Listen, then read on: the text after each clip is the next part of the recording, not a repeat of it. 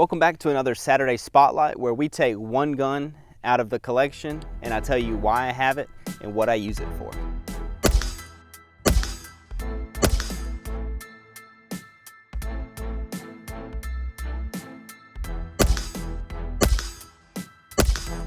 So today we have my 11.5-inch BCM SBR. And why I got this gun? Well, when I turned 21, just, through all the video game lore, action movies throughout the years, I knew I wanted a short barrel rifle and I knew I wanted to get a suppressor. I had always been into guns, so just the next step, when you turn 21, is start the paperwork on a suppressor, start the paperwork on an SBR. And I did just that, and this is the final result of that process. So like I said, this is a BCM 11.5-inch SBR. So starting at the back, we have just a stock BCM BCM grip, and this is a BCM complete lower. So when I say a stock BCM stock, this is a BCM branded lower. So this is the furniture that comes on their lowers. We have a BCM PNT trigger, polished nickel trigger, which is pretty good. It's not as light as a Geisley trigger, but on my quote duty rifle, I don't want a super lightweight trigger. I want to have a little bit of resistance, but it's still a nice smooth trigger. So we have a BCM charging handle right here, mag pull backup sights, rear and front sight, aim point T1 with a Tango Down rubberized protective cover on the T1. The T1 is an amazing sight. It does not really need a protective cover, so to speak, but I mainly use it because it has these flip up or flip around lens caps, so you can keep dirt and debris off of the lens if desired. BCM bolt carrier group, I run Magpul P-Mags. T-Rex arm sling, my all-time favorite sling. This thing is just super comfortable. I run the D-shaped swivels so that the sling is evenly pulling and it's not bunching up at one end of the QD like on a normal oval shaped QD. So just a little pro tip there. That's what I like to run. Magpul P-Mags, it's kind of a go-to for everybody these days, the P-Mag.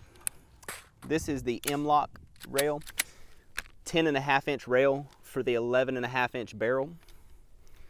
I'm running a Surefire dual fuel weapon light. So this is not the turbo. This is just the standard flood variation weapon light. Still really good, a lot of lumens. I may get a turbo in the future, but for now, I've already got this one and I really like it, so just running this one. I'm running the Surefire pressure pad, which I may eliminate because I find myself discharging my white light from time to time inadvertently with my grip. Certain ways, when I alter my grip, I'll accidentally hit the pressure pad, and that's not really a good thing. I could grab one of the 100 Concepts anti-reflective flashlight caps, which would probably solve that issue, but I may go away from this pressure pad and just activate it with the thumb switch that's on the end of the light. But for now, still running the pressure pad. So right here we have a Surefire SB2 suppressor. So this is a suppressor specifically made for short barrel rifles, more specifically like a 10.3-inch Mark 18 style rifle.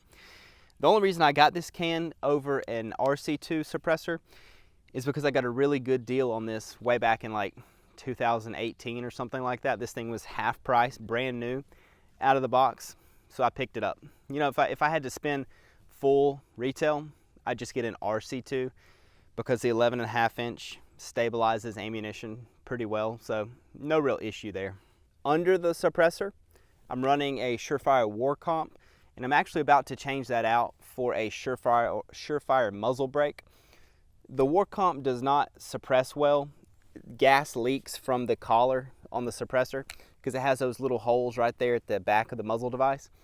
A lot of people will will just absolutely just are adamant that the War Comp is the best muzzle device, but it's really not. So that's for another video. I already have a video talking about it. People will die on that hill all they want, but you can't convince me otherwise, and there's data that proves that the war comp is inadequate. But like I said, for another video. The barrel in this rifle is the enhanced lightweight fluted barrel. So this is the lightest barrel that BCM makes.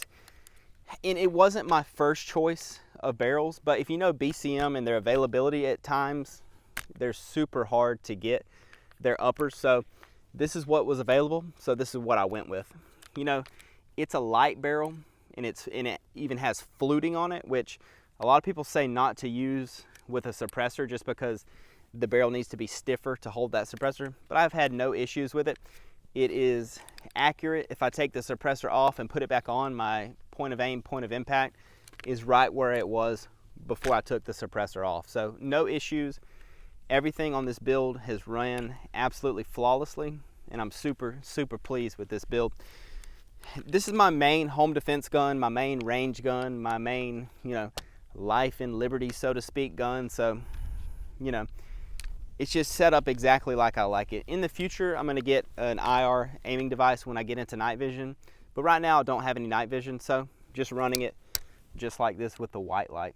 That's basically it. Thanks for watching, guys. We really appreciate it. If you wouldn't mind dropping us a like, and if you have any questions, leave them down below in the comment section. So again, thank you for watching, and we'll see you guys in the next video.